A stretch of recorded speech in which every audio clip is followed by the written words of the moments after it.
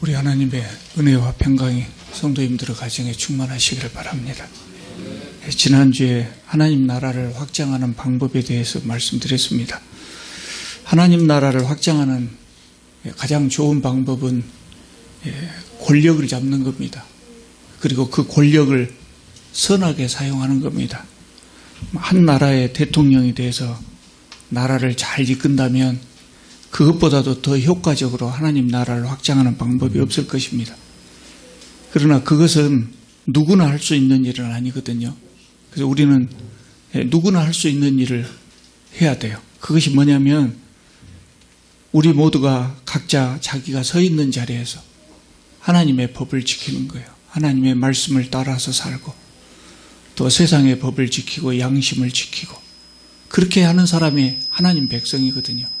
그래서 내가 먼저 하나님의 백성이 되고 다른 사람들을 또 하나님의 백성으로 만들고 그렇게 하는 겁니다. 그것이 가장 좋은 방법이죠. 하나님께서는 우리가 세상에서 서 있는 곳에서 세상을 바꾸고 그래서 이 세상을 하나님 나라로 바꾸어 가도록 우리에게 일을 주셨어요. 일을. 그것이 무엇입니까? 그것을 우리는 직업이라고 이야기합니다. 하나님께서는 우리에게 교회를 섬기라고 직분을 주셨죠. 마찬가지로 이 땅 위에 하나님 나라를 확장해 나가도록 우리에게 직업을 주셨거든요.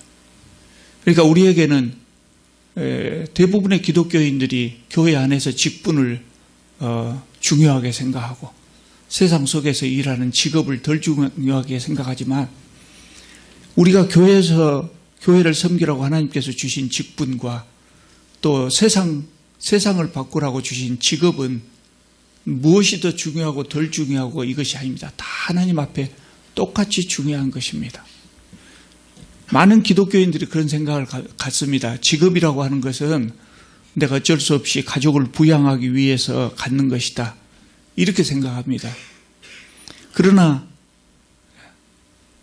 직업은 내 가족을 부양하기 위해서 돈 벌기 위해서 갖는 것에 불과한 것이 아니거든요. 많은 기독교인들이 이 직업은 하나님의 일, 또 신앙생활하고 아무 관계가 없다고 생각합니다. 그러나 직업은 하나님께서 하나님의 일을 하라고 우리에게 맡겨주신 일입니다. 우리가 이걸 잘 알아야 됩니다. 기독교인이 직업이 무엇인가를 잘 모르기 때문에 지금까지 교회에서 직업교육을 그렇게 많이 하지 않은 것 같아요. 그래서 기독교인이라고 할지라도 이 직업이 우리 신앙생활과 어떤 관계가 있는가, 하나님의 일과 어떤 관계가 있는가 이거를 잘 모르기 때문에 신앙생활을 바르게 잘 하지 못한 것 같아요. 오늘 이 직업이 무엇인가에 대해서 몇 가지 말씀드리려고 합니다. 첫째는요, 직업은 인간을 이 땅에 있게 한 이유입니다. 사람이 이 세상에 왜 만들어졌는가? 그것은 바로 직업 때문이라는 겁니다. 여러분, 인생의 목적이 무엇입니까? 사람은 왜 삽니까? 많은 사람들이 인생의 목적을 궁금해했습니다. 사람은 왜 사는가? 많은 철학자들이 연구했죠. 그런데 이거 쉽게 답을 발견하지 못해요. 저도 역시 젊은 시절에 그것이 참 큰 의문이었습니다. 나는 왜 살아야 되는가? 쉽게 답을 발견하지 못하는 것은 엉뚱한 곳에서 이 답을 찾으려고 하기 때문입니다. 정확한 답을 얻으려면 어떻게 해야 됩니까? 인생을 만드신 하나님께 여쭤봐야 됩니다. 하나님, 왜 저를 만드셨습니까? 왜 사람을 만드셨습니까? 하나님께 여쭤야 합니다. 왜냐하면 하나님께서 사람을 만드실 때 그냥 구색을 채우기 위해서 만드신 것이 아니거든요. 의도적으로 만드셨어요. 목적을 가지시고 만드셨어요. 그래서 우리는 하나님께 인생의 목적을 여쭤봐야 하는 겁니다. 하나님께서 왜 사람을 만드셨습니까? 창세기 1장 26절에서 28절 여러 번 소개해드렸습니다. 또 지난번에 기독교인의 사명에 대해서 말씀드릴 때도 이야기했습니다. 창세기 1장 26절에서 28절을 보면 하나님께서 우주 만물을 창조하시고 그것을 다스리게 하기 위하여 사람을 만드셨다고 했습니다. 그러니까 우주 만물을 다스리는 것, 그것이 바로 하나님께서 우리에게 맡기신 일입니다. 그것이 바로 인생을 창조하신 하나님의 목적이었습니다. 그리고 그것을 우리는 직업이라고 부릅니다. 여러분, 세상이 복잡하게 변하면서 직업의 종류도 엄청나게 많은 종류가 생겼습니다. 그리고 사람들은 타락한 이후에 대부분의 사람들이 개인적인 욕심을 채우기 위해서 이 직업을 사용합니다. 그러나 원래는 그렇지 않았어요. 원래 사람은 하나님의 섭리 사역을 돕기 위해서 만들어진 존재였어요. 그렇기 때문에 직업은 사람을 이 땅 위에 있게 한, 태어나게 한 이유, 즉 인생의 목적이라고 할 수 있는 겁니다. 직업은 인생의 목적입니다. 우리가 살아야 하는 이유입니다. 두 번째로, 일이라고 하는 것은 하나님의 명령입니다. 일하라 하는 것은 하나님의 명령입니다. 대부분의 사람들이 10계명 중에 네 번째 계명을 생각할 때, 기억할 때 안식일을 기억하여 그날을 거룩하게 지키라, 이렇게 기억하고 있습니다.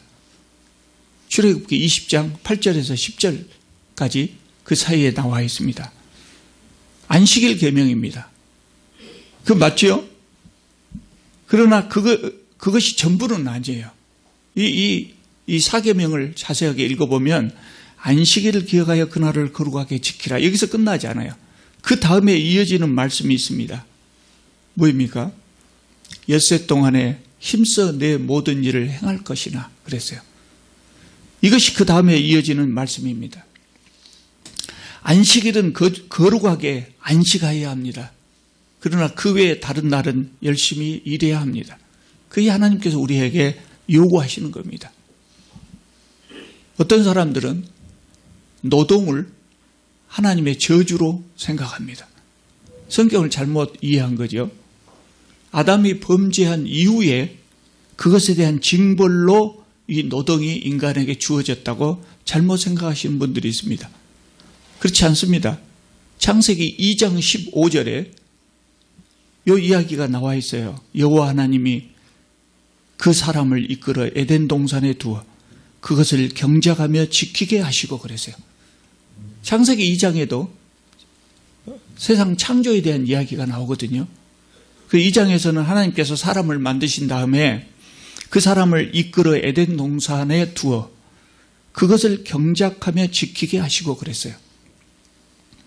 그러니까 사람을 만드신 직후에 하나님께서 에덴 동산을 경작하며 지키게 하셨다는 거예요. 그러니까 노동의 명령은 벌써 2장에 나옵니다. 아담이 타락한 이야기는 창세기 몇 장에 나옵니까? 3장에 나옵니다. 그 이후에 나옵니다. 그러니까 사람은 범죄 이전에 창조될 때부터 일하도록 만들어진 존재입니다. 1장에서는 그 일을 표현할 때 세상을 다스리는 것이라고 표현하고 있고, 창세기 2장에서는 경작하며 지키게 하셨다고 표현하고 있을 뿐입니다. 그러나 아담과 하와가 범죄한 이후에 노동의 의미가 좀 달라졌어요. 그래서 우리는 저주로 생각하거든요. 근데 원래는 그게 아니에요. 범죄하기 이전에는 어떻게 됐습니까? 하나님께서 주신 노동은 신성한 것이고, 하나님께서 주신 그 노동, 세상을 다스리고 또는 에덴 동산을 경작하며 지키게 하셨다고 하는 이 노동은 즐거운 노동이었어요. 아무런 조건 없이 즐겁게 에덴 동산을 경작하고 지키고 그런 노동이었어요. 그러나 범죄한 이후에는 먹고 살기 위해서 어쩔 수 없이 땀을 흘려야 하는 아주 고통스러운 노동으로 그 노동의 의미가 바꿔졌을 뿐입니다. 그러지 노동은 사람이 태어나면서부터 하나님께서 주신 겁니다. 여러분, 우리는 모두 죄 사함을 받은 존재들입니다. 타락한 이후의 상태에서 타락 이전의 상태로 도로 회복된 존재들이 우리들입니다. 그렇기 때문에 우리에게 노동의 의미가 달라져야 됩니다. 고통스러운 것에서 즐거운 것으로 범죄 이전의 그 노동의 상태로 그걸 회복해야 됩니다. 즐겁게 하나님의 섭리 사역에 동참하는 것이 돼야 합니다. 우리에게 노동의 의미가 바꿔져야 됩니다. 그래서 일하라고 하는 것은 하나님의 명령입니다. 세 번째로 직업은 하나님의 소명입니다. 우리가 소명 그럴 때 소명을 독점해서 쓰는 사람들이 누구냐면 목사들이거든요. 목사로서 부름받은 것에 대해서만 소명이라고 보통 우리는 그렇게 말하는데, 이 소명이란 목사 직분만 소명이 아닙니다. 모든 사람의 일이 다 하나님의 소명이에요. 이거를 잘 정리해 놓은 책이 놀랍게도 신학책이 아니라 사회학 체계가 지금부터 한 100여 년 전에 출간되었던 독일의 막스 베버가 쓴 프로테스탄트의 윤리와 자본주의 정신이라고 하는 그 책에 아주 잘 정리되어 있어요. 그 책에 보면 그렇게 이야기합니다. 종교개혁 이전의 교회는 직업에 대해서 어떤 생각을 가졌냐면요, 하나님의 뜻에 가장 합당한 직업은 오직 성직뿐이다 그랬어요. 하나님의 뜻에 가장 합당한 직업은 오직 성직뿐이다. 그 밖에 모든 직업은 필요악이다 이렇게 가르쳤어요. 그러니까 모든 직업은 속된 것이라는 거예요. 세속적이라는 것이에요. 오직 성직만이 거룩한 것이라는 겁니다. 나머지 모든 일은 먹고 살기 위해서 어쩔 수 없이 해야 되는 필요악이라 이렇게 가르쳤어요. 그러니까 사람들이 자기 직업에서 열심히 일할 수 있겠습니까? 열심히 일하는 사람은 천박한 사람이에요. 천박하게 보인다고요. 심지어는 저 사람은 돈밖에 모르네, 뭐 이렇게 매도당하기 쉬웠지요. 그러니까 사람들은 자기 일을 열심히 할 수가 없었어요. 열심히 하면은 세속적인 욕심을 채우기 위해서 저렇게 일하고 있다 이렇게 생각했거든요. 그래서 그 당시에 가장 가치 있는 일이 뭐냐, 하나님의 뜻에 가장 합당한 일이 뭐냐, 사람들은 어떻게 생각했냐면 산속에 있는 수도원에 들어가서, 그 당시에 교회에 수도원이 있었거든요. 그 수도원이 산속에 있었어요. 그래서 산속에 수도원에 들어가서 수도하는 것이라고 생각했어요. 그러니까 자기 일을 열심히 하려면 다른 사람 눈치가 빠지는 거예요. 그 열심히 일할 수가 없었죠. 여러분, 지금도 기독교인 중에 그런 생각을 하는 사람들이 있습니다. 내가 세상 속에서 이렇게 살면서 죄를 짓고 사는 것보다 산속에 들어가서, 산속에 기도원에 들어가서 날마다 하나님만 바라보며 살면 참 행복하겠다, 그렇게 살고 싶다, 이런 사람들이 있어요. 제가 대학 시절에 함께 신앙생활했던 어떤 자매가 그런 이야기를 하더라고요. 그렇게 이야기. 참 열심히 있는 자매였는데 하나님만 바라보고 기도원에 들어가서 하나님만 바라보며 평생을 살면 얼마나 좋을까, 그렇게 이야기를 하더라고요. 여러분, 가치 있는 신앙생활이 어떤 것이겠습니까? 평생 동안 기도원에 들어가서 평생 동안 세상과 단절하고 하나님께 기도하면서 그렇게 살아가는 것이 더 좋겠습니까? 아니면 다소 때를 묻히더라도 세상에서 사는 것이 더 좋은 삶이겠습니까? 하나님의 관점에서 볼 때 어쩌겠냐고 말이에요. 하나님께서 우리에게 요구하는 삶이 무엇일까요? 산속 기도원에 들어가서 사는 것일까요? 깨끗하게 사는 것일까요? 아니면 세상에서 때를 묻히더라도 세상 속에 사는 것일까요? 제가 그런 예를 들은 적이 있습니다. 어느 날 아침에 어머니가 따뜻한 밥을 해주시고 깨끗한 옷을 내주시면서 오늘은 밭에 나가서 밭을 좀 갈아라, 아들에게 그렇게 이야기했습니다.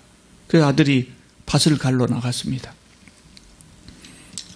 이 일을 시작하려고 하다가 생각해 보니까 이 일을 하다 보면 어머니께서 깨끗하게 입혀주신 이 옷을 더럽힐까 걱정이 되었다고요.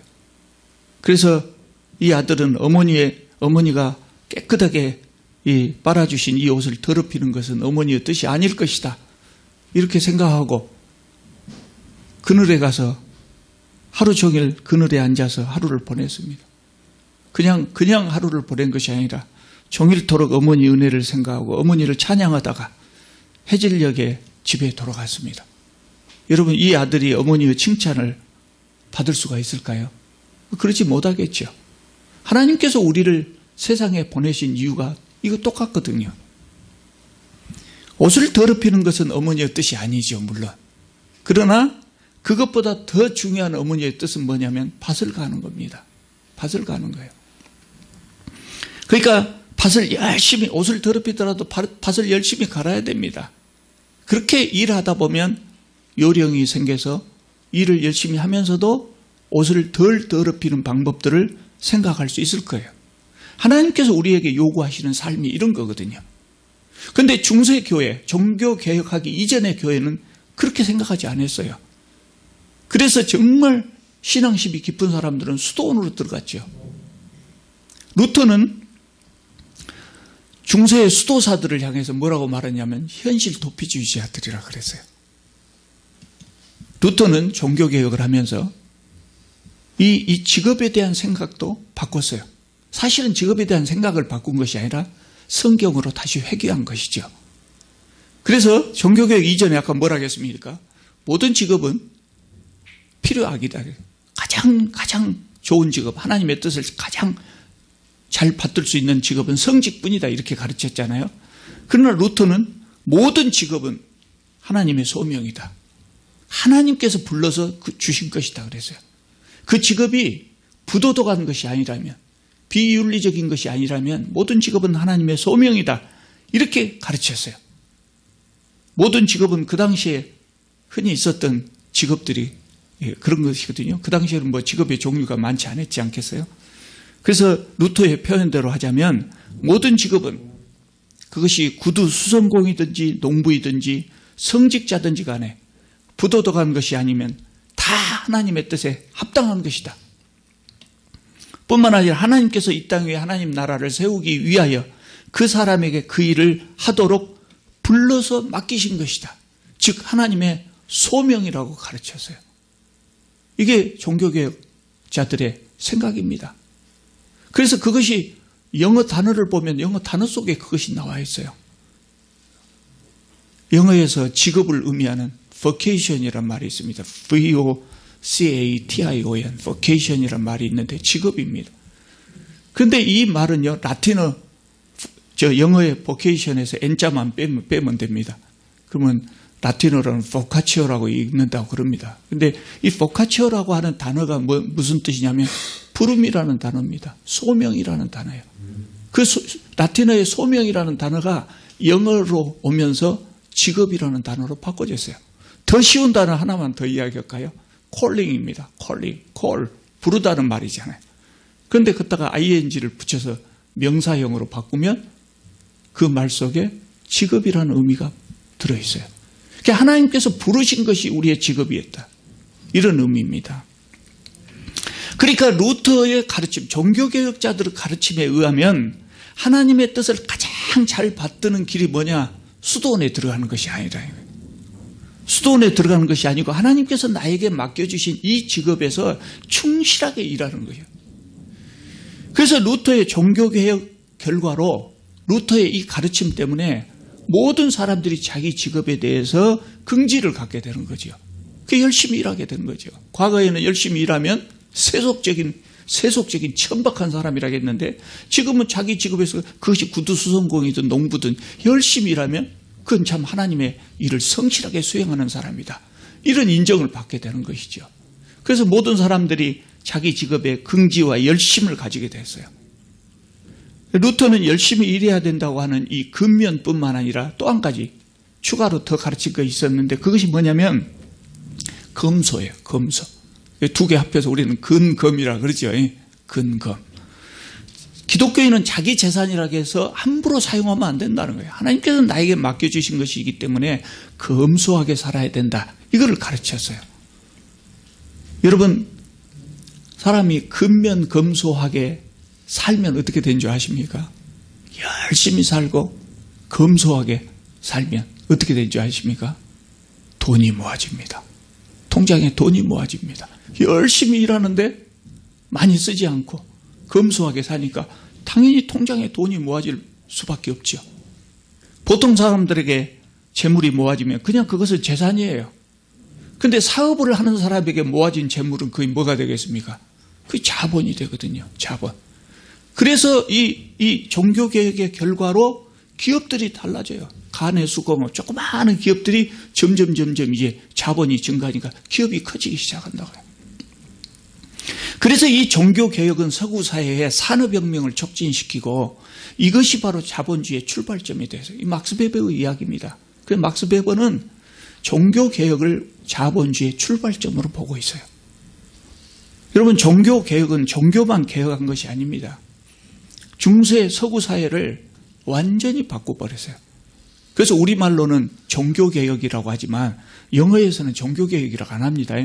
영어 표현으로는 대문자 R을, 첫 글자를 대문자로 써가지고 그냥 reformation, 그냥 개혁이라 그래요. 그냥 개혁. 그 대신 R자를, 첫 글자를 대문자로 쓰지요. 여러분, 서구 사회, 서구 역사에서 중세가 언제까지인지 아십니까? 중세가 언제까지인지 아십니까? 종교개혁까지입니다. 유럽에서 서구 사회에서 중세를 암흑기라고 말합니다. 중세의 암흑기가 끝난 것이 바로 종교개혁입니다. 종교개혁은 서구 유럽을 깨워서 암흑시대를 끝내고 말았어요. 이 종교개혁 위력이 대단했습니다.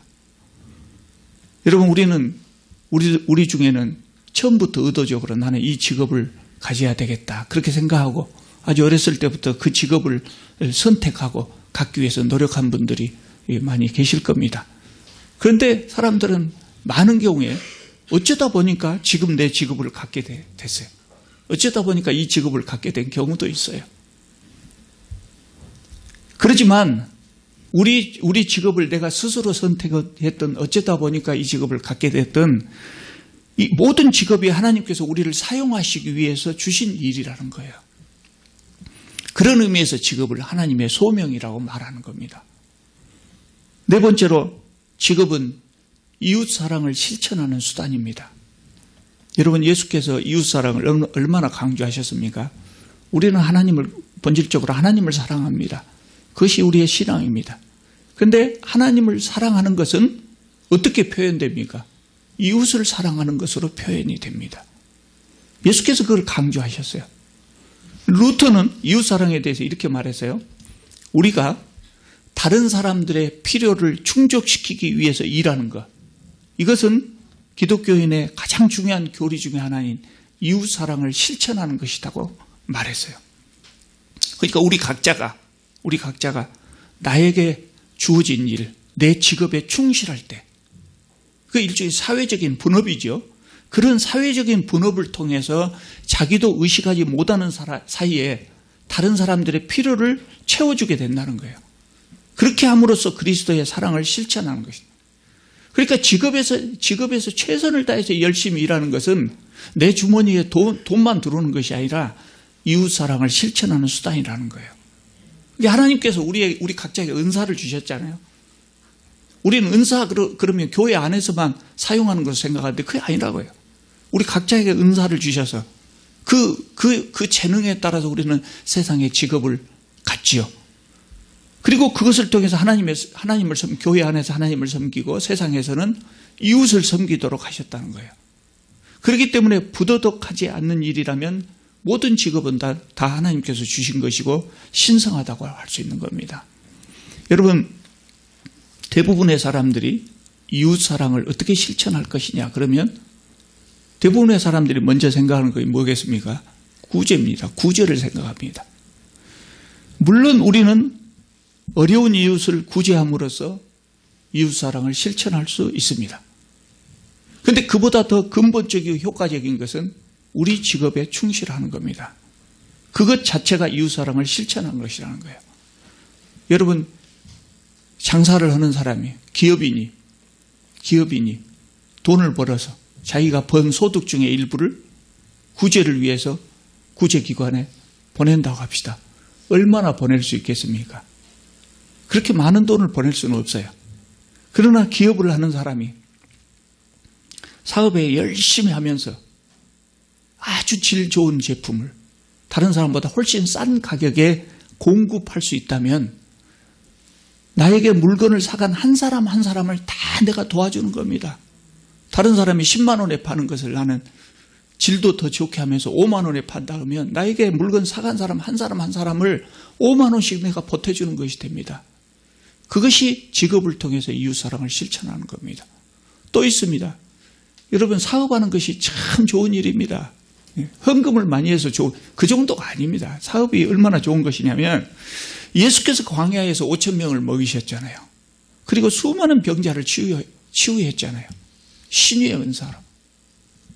그런데 기업을 우리가 잘 경영하면 이렇게 수많은 사람을 먹이고 치료할 수 있다는 거예요. 기업을 잘해가지고 고용을 확대시키고 많은 사람을 고용해서 일자리를 주면 결국 그 사람들을 먹이고 치료할 수 있는 겁니다. 그래서 직업은 이웃사랑을 실천하는 수단이 된다는 거예요. 마지막 5번째로 직업은 생업이 아닙니다. 여러분, 우리는 기독교인이기 때문에 정말 이거 잘 생각해야 됩니다. 직업을 생업으로만 생각해서는 안 됩니다. 물론 우리가 살아가는 데 필요한 모든 것들을 우리는 직업을 통해서 공급받습니다. 하나님께서 우리의 직업을 통해서 우리에게 필요한 것들을 공급해 주십니다. 그러나 이 일용할 양식을 얻는 것만이 직업의 목적이 아닙니다. 직업은 하나님께서 우주 만물을 섭리하시는 것을 내가 돕는 수단입니다. 하나님의 섭리 사역에 내가 참여하는 겁니다.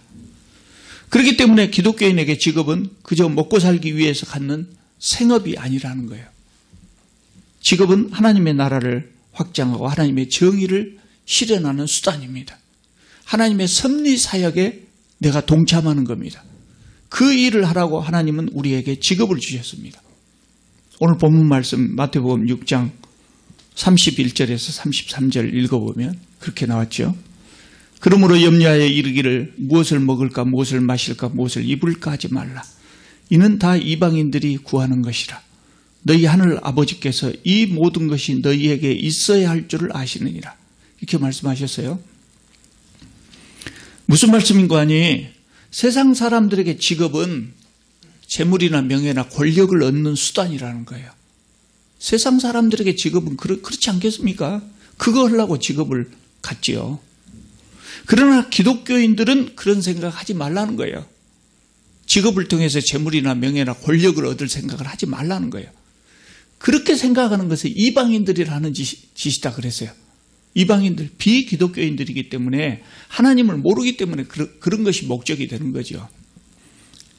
하나님께서는 우리가 살아가는데 또 우리가 우리에게 맡겨진 일을 수행하는 데 필요한 재물이나 명예나 권력을 필요할 때마다 필요한 만큼 공급해 주십니다. 그렇기 때문에 우리들은 직업을 통해서 이런 거 추구하지 말고 어떻게 하면 하나님의 나라를 확장할 것인가, 하나님의 정의를 실현할 것인가를 생각하라는 거예요. 너희는 먼저 그랬어요. 먼저 그의 나라와 그의 의를 생각하라 그랬어요.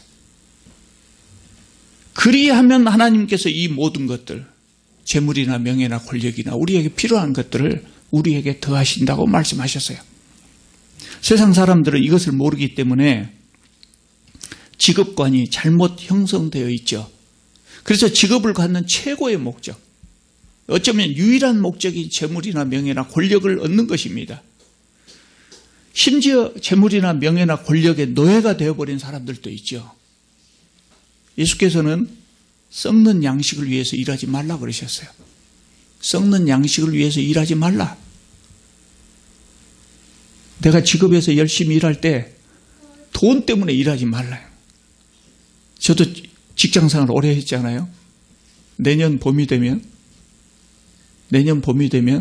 꼭 제가 교직생활 40년 했습니다.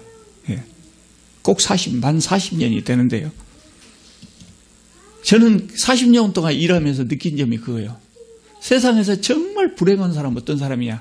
돈 때문에 일하는 사람이다. 돈 때문에 일하는 사람 참 불행한 사람이다. 일 자체에 보람을 가지고 긍지를 가지고 그렇게 일할 수 있어야 되거든요. 저는 학교에서 학생들을 가르칩니다만 학교에서 학생들을 가르치는 선생이 돈 때문에 학생들을 가르치고 있다고 생각하면 학생들이 다 돈으로 보일까요? 얼마나 불행해요. 이 학생들을 정말 좋은 나라에 참 좋은 일꾼으로 만들어야 되겠다. 이렇게 생각하고 일하면 얼마나 좋겠어요? 안 믿는 사람일지라도 그렇다고 말입니다.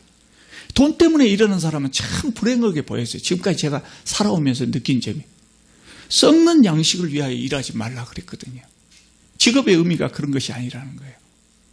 여러분, 우리는 수많은 정치인을 보고 정치인들의 막 환멸을 느끼고 그럽니다. 왜 그러냐면 정치인들이 제대로 된 목적의식을 갖지 않아요. 직업의식을 갖지 않아요. 여러분, 정치인의 목적이 뭐겠습니까? 정치인의 목적. 정치학자들은 그렇게 이야기한 것 같아요. 정치인들은 궁극적으로 권력을 잡는 것이 목적이라고 이야기하는 것 같아요. 많은 정치인들이 그렇게 생각하거든요. 권력을 얻으려고 하고 축제하려고 하고 그러거든요. 그러니까 제대로 정치를 할 수가 없죠. 그래서 그런 정치인들은 불행하죠. 말년이 좋지 않아요. 여러분, 정치인의 목적은 뭐가 돼야 합니까? 어떻게 하면 국민을 편안하게 잘 모실 수 있을까?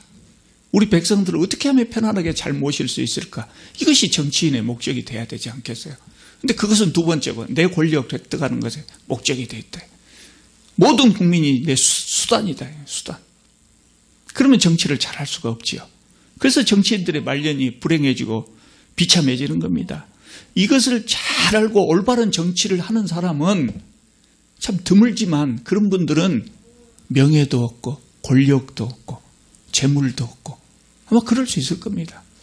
우리가 잘 아는 정치인 중에 우리 근대 역사가 그렇게 오래되지 않아서 많은 대통령을 모시지 못했지만 존경할 만한 대통령이 몇 명이나 있습니까? 우리는 노무현 대통령을 실패한 대통령으로 많이 생각했습니다. 그러나 지금은 그분이 역대 대통령 중에 가장 존경받는 대통령이거든요. 이분은 권력 추구가 권력을 얻는 것이 목적이 아니라 동서화합 이런 것을 목표로 하고 일생 일했던 분이에요. 뚜렷한 목적의식이 있었던 분이죠. 그래서 존경받는 대통령이 된 것 아니겠어요? 물론 정치도 조금 더 잘했으면 참 좋았겠다. 그런 생각도 참 아쉬움이 있기는 있습니다만은 중요한 것은 뭐냐? 내 직업의 목적이 바른 목적이 뭐냐 하는 것이죠. 재물이나 명예나 권력이 될 수가 없다는 어떤 직업이라고 할지라도. 그렇기 때문에 하나님 관점에서 볼 때 가장 가치 있는 노동, 정말 가치 있는 노동은 뭐겠습니까? 돈 많이 버는 노동이 아니에요. 돈을 많이 벌 수 있는 노동이 아니에요. 하나님의 섭리 사역에 참여하는 노동. 세상의 가치관이 어떻게 되든 거기에 동요하지 않고 하나님의 주신 은사를 사용해서 하나님 나라를 건설하고 이웃을 사랑하고 그런 데 사용하는 노동이 가장 가치 있는 노동이라는 거예요. 그렇기 때문에 하나님 보시기에는 아주 성실하게 일하는 청소부가 독재 정권 밑에서 독재 정권의 하수인으로 일하는 장관보다 훨씬 낫다는 거예요. 여러분, 우리는 하나님의 뜻을 다 이해할 수는 없어요. 그렇지만 분명한 것이 뭐냐면 내가 내 직업에 충실하게 일하고 있을 때 나도 모르는 사이에 이 세상을 다스리는 하나님의 섭리 사역에 참여하게 된다는 거예요. 그러므로 기독교인에게 직업은 생업에 그쳐서는 안 됩니다. 물론 기독교인이라고 할지라도 오직 돈만을 위해서 일하는 사람이 있다면 그 사람에게 직업은 생업에 불과할 겁니다. 그러나 하나님의 섭리 사역을 돕기 위해서 열심히 일한다면 그 사람에게 직업은 분명 생업이 아니고 하나님의 소명이고 하나님의 섭리 사역에 동참하는 것이 됩니다. 여러분, 제가 앞에서 그 말씀 드렸습니다. 하나님께서 우리에게 교회 안에 직분과 세상 속에 직업을 주셨다고요. 교회를 잘 섬기도록 집사, 권사, 장로라고 하는 직분을 주셨어요. 그래서 우리는 신앙인이기 때문에 그것만이 가장 중요하고 직업은 그냥 먹고 살기 위해서 하는 것이라고 이렇게 잘못 생각할 수 있어요. 그런데 세상에서 우리가 갖는 직업, 하나님께서 우리에게 주신 일이에요. 하나님께서 우리에게 맡겨주신 일이에요. 하나님 보시기에는 교회가 중요하지만 교회보다 더 중요한 것이 세상이에요. 세상을 바꿔서 하나님 나라로 변화시키는 거예요. 그게 더 중요하거든요. 그 일을 위해서 하나님께서 우리에게 직업을 주셨어요. 그러니까 우리에게 이 교회 안의 직분과 세상 속의 직업은 다 중요하다는 거예요. 무엇이 무엇보다 더 중요하죠. 다 중요하다는 거예요. 우리가 이 직분을 잘 생각해야 돼요. 나에게는 교회 안의 직분과 세상 속의 직업이 있다. 하나님께서 나에게 교회 안에서 일하는 직분과 세상 속에서 일하도록 직업을 주셨다. 그 생각을 우리는 확고하게 가지고 있어야 돼요. 우리는 모두가 일터에서 성실히 일함으로 일터 위에 하나님 나라를 세우고 또 이웃사랑을 실천할 수 있기를 바랍니다. 기도하겠습니다. 거룩하신 우리 하나님, 부족한 저희들 불러주셔서 주님 나라의 일꾼 삼아주신 것 참으로 감사드립니다. 주님, 우리가 교회 안에서뿐만 아니라 세상 속에서도 주님께서 저희들에게 맡겨주신 이 일을 참으로 능력 있게 잘 수행하고 그것을 통해서 이웃사랑을 실천할 수 있게 하여 주시옵소서. 주님, 저희들을 통해서 주님의 나라가 땅끝까지 확장될 수 있게 하여 주시옵소서. 저희들을 사용하여 주시옵소서. 예수님의 이름으로 기도하옵나이다. 아멘.